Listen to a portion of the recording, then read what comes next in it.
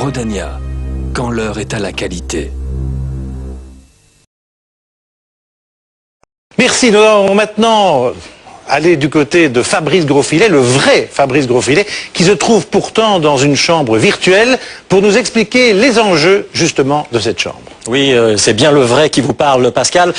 Et le décor qui est derrière moi, c'est effectivement la Chambre des représentants qui a été reconstituée. Vous découvrez derrière moi 150 silhouettes blanches. Ces 150 silhouettes blanches, ce sont les députés que nous sommes en train d'élire, que nous avons élus ce matin et que nous découvrirons dans le courant de l'après-midi. Alors je vous propose de revenir un petit peu en arrière et de voir d'où l'on part. Nous partons de la Chambre version 2003, celle qui a été élue donc il y a 4 ans maintenant. Et dans cette Chambre, eh bien, il y avait une majorité pour soutenir Guy Verhofstadt, une majorité constituée d'abord du groupe socialiste avec 25 députés socialistes qui sont ici dans une couleur rouge vif, de députés du Parti socialiste flamand, ils étaient 23, c'était un gain important en 2003 pour le Parti socialiste flamand qui avait gagné 9 sièges et qui avait été donc un des gagnants de l'élection en 2003. Il y avait en 2003 25 députés pour le mouvement réformateur qui était également une formation en nette progression à l'époque, 25 députés également pour le VLD. Le VLD, c'est le parti du Premier ministre Guy Verhofstadt, ce sont donc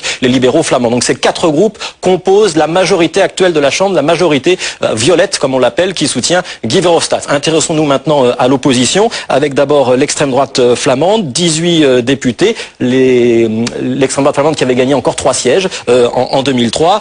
En 2003, en revanche, il y a eu un recul pour le CDNV, le parti d'Yves Le Terme, avec 21 députés. 2003 n'était pas un bon cru non plus pour le CDH de Joël Milquet qui avait décroché 7 sièges à la Chambre. Et puis il y avait eu 3 députés pour Écolo qui avaient perdu 4 députés pour Écolo qui avaient perdu à l'époque 3 sièges, 1 député pour le Front National et 1 député pour la NVA. La NVA, vous le savez, se présente cette fois-ci en cartel avec le CDNV, ce qui veut dire qu'on va réunir les 2 groupes tout à l'heure quand on vous montrera une version 2007 de cette Chambre des représentants. Alors pour bien visualiser la majorité qui soutient Guy Verhofstadt, je vous propose de visualiser une barre de majorité au milieu, c'est la majorité simple. Avec cette majorité rouge et bleue, vous voyez que Guy Verhofstadt avait largement cette majorité simple. En revanche, en ce qui concerne la majorité des 2 tiers, qui est celle qui permet de réformer la Constitution, vous voyez qu'il manquait en réalité 2 sièges à Guy Verhofstadt, ici et ici, 2 sièges qui manquaient pour atteindre cette majorité des 2 tiers qui est fixée à 100 députés sur 150. Alors nous reviendrons bien sûr cet après-midi ou ce soir, dès que nous aurons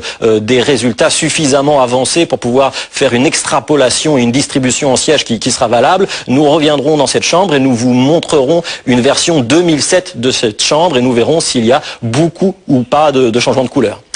Merci, merci.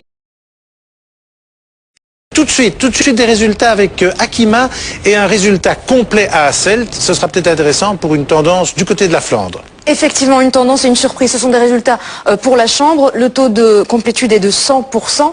Alors, on va découvrir que c'est le CDNV qui est le premier parti dans ce canton. 28,5%. C'est plus 7,2% par rapport aux dernières législatives. Alors, la dégringolade, une grosse chute. SPA Spirit, 25,6%. C'est moins 15,6% par rapport à 2003.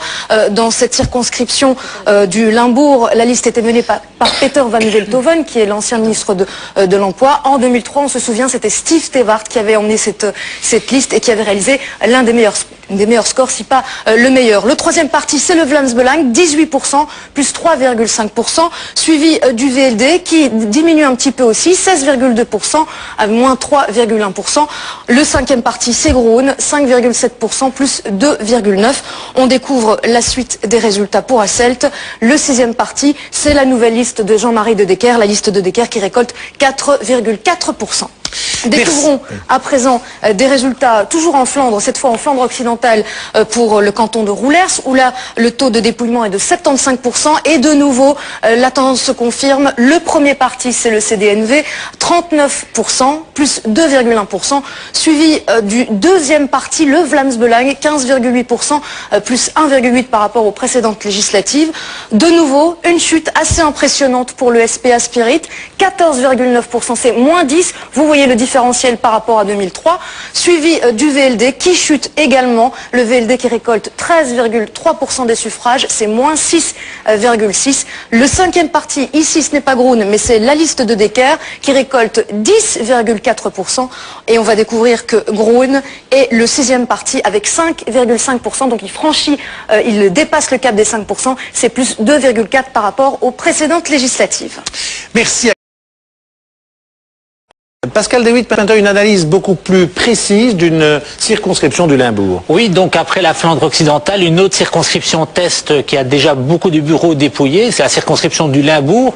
C'est une circonscription intéressante puisque c'est la circonscription de l'ancien président du SPA, Steve Stewart, et de l'actuel président du CDNV, Jovan Deurzen. Et donc vous le voyez, on a vraiment confirmé les grandes tendances de la soirée avec une progression du cartel CDNV-NVA de près de 5 points et en revanche un gros recul électoral du cartel SPA Spirit qui perd près de 10 points, passant de 34% des voix à 23% des voix. Le deuxième parti de la coalition au niveau flamand, l'Open VLD, également un retrait de 3 points. Et enfin, un score relativement stable du Vlaams Belang. Alors ce qui est intéressant, c'est aussi d'observer la situation en termes de sièges, parce qu'en termes de sièges, il faut toujours bien voir le rapport entre les voix et les sièges. Donc le cartel CDNV-NVA engrangerait un siège supplémentaire en passant à 4. Le cartel SPA Spirit en perdrait 1. Ce serait en revanche le statu quo pour le VLD et le Vlaams Belang.